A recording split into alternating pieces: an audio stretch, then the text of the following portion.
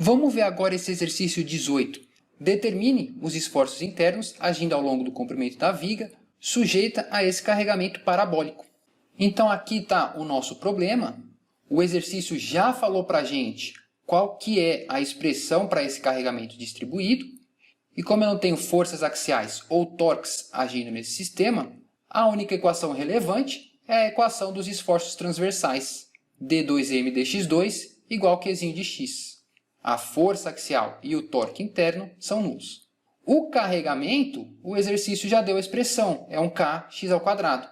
Mas lembre-se da nossa convenção de sinais que esforços externos são positivos para cima e esse carregamento está para baixo. Então, o meu Qzinho de x é o menos kx². E as condições de contorno? Esse sistema está engastado na direita, então eu tenho que ver os carregamentos pontuais aqui na extremidade à esquerda. Tem um momento aplicado, m0. Esse momento está no sentido positivo da minha convenção de sinais. Então, m em x igual a zero é o mais m0. E eu não tenho nenhuma força sendo aplicada. Então, eu posso escrever que o meu v em x igual a zero é zero. Lembrando que o esforço cortante é a derivada do momento. Então, eu vou ter d2m dx2 igual a menos kx² com essas condições de contorno. Posso resolver minha equação diferencial. Integro uma vez, dm dx é o menos kx³ mais c1, constante de integração. Integro uma segunda vez, m de x é o menos kx², 3 vezes 4, mais c1x mais c2. Substituindo minhas condições de contorno, eu vou ter que o v de zero é o c1 igual a zero, e o m de zero é o c2 igual a m de zero. Assim, os meus esforços internos são v de x menos kx³ sobre 3 e m de x menos kx² sobre 12 mais m0. Determinei minhas expressões para os esforços internos, automaticamente posso calcular também as minhas reações. Substituo x igual a L, porque L é onde está o meu engaste, e eu vou ter V de L menos K, L² sobre 3.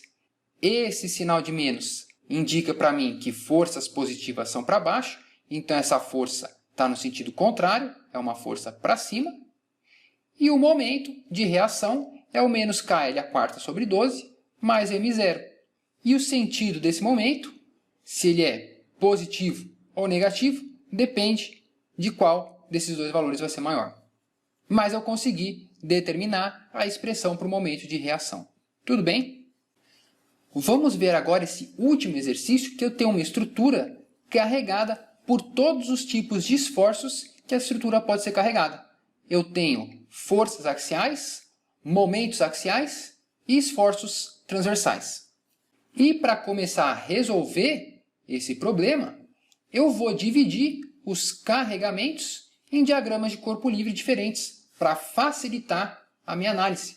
Eu vou representar esforços axiais num diagrama de corpo livre, momentos axiais ou torques em outro diagrama de corpo livre e esforços transversais num terceiro diagrama de corpo livre. Veja que cada um dos esforços corresponde a uma equação diferencial diferente. E como essa estrutura está sendo carregada por todos os esforços, eu vou ter que resolver todas as equações diferenciais. Quem são as equações de carregamento para cada uma dessas equações? Para as forças axiais, não tenho nenhuma força distribuída, Pzinho de x é zero. Para os torques distribuídos, eu tenho um torque de intensidade constante, T0 para a direita, Tzinho de x é o meu T0. E para o esforço transversal, eu tenho um Qzinho de x igual a Q0, x sobre L. Veja que esse x sobre L indica que é uma força linearmente crescente e o sinal positivo indica que essa força é para cima. Corresponde ao que foi passado no problema para a gente.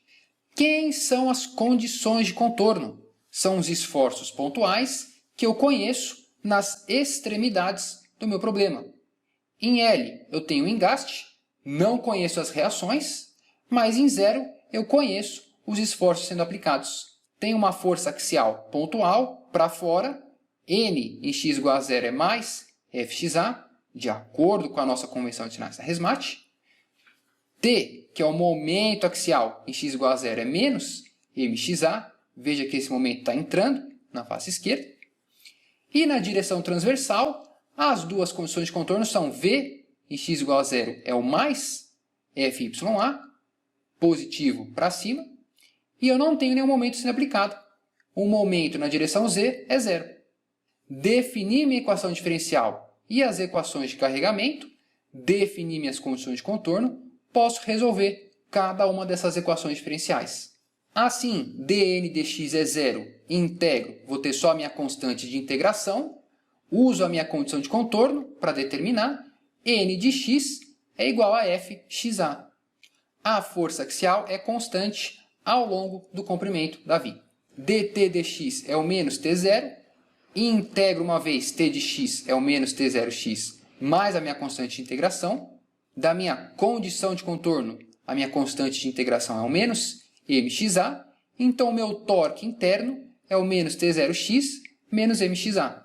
Finalmente, d2m dx2 é o q0 x sobre L, integro uma vez, esforço cortante é o q0 x² sobre 2L, mais C1, minha constante de integração.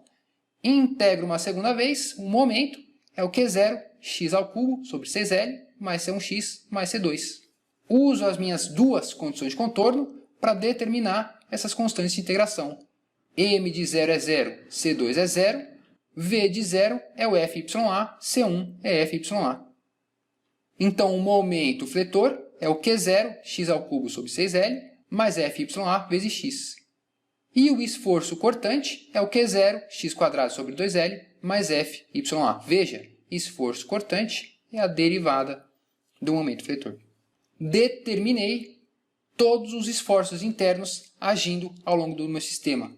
Veja que por eu ter forças axiais, torques e esforços transversais, eu tenho uma força normal, um torque interno, esforço cortante e momento fletor para cada posição do meu sistema. Posso também determinar as reações do meu sistema, substituindo x igual a L em cada uma dessas equações.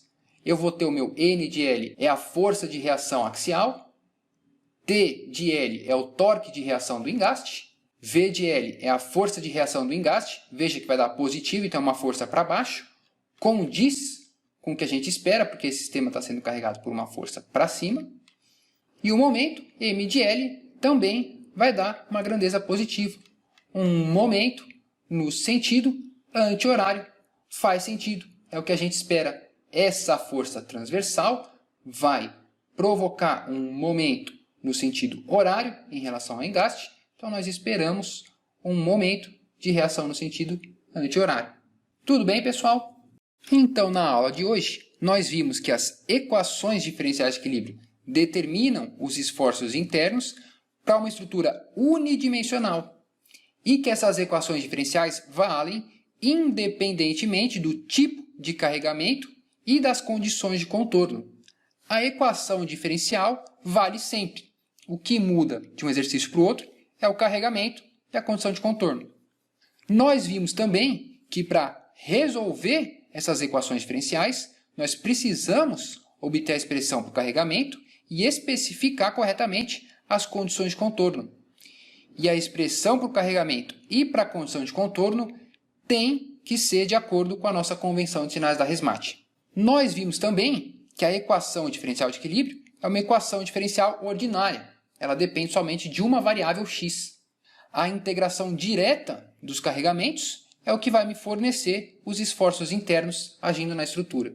E, finalmente, nós vimos que, uma vez que nós resolvemos as equações diferenciais, que nós determinamos os esforços internos nas estruturas, nós automaticamente recuperamos as reações nos suportes. Elas são o valor dos esforços internos na posição onde os suportes estão localizados. E por hoje é isso.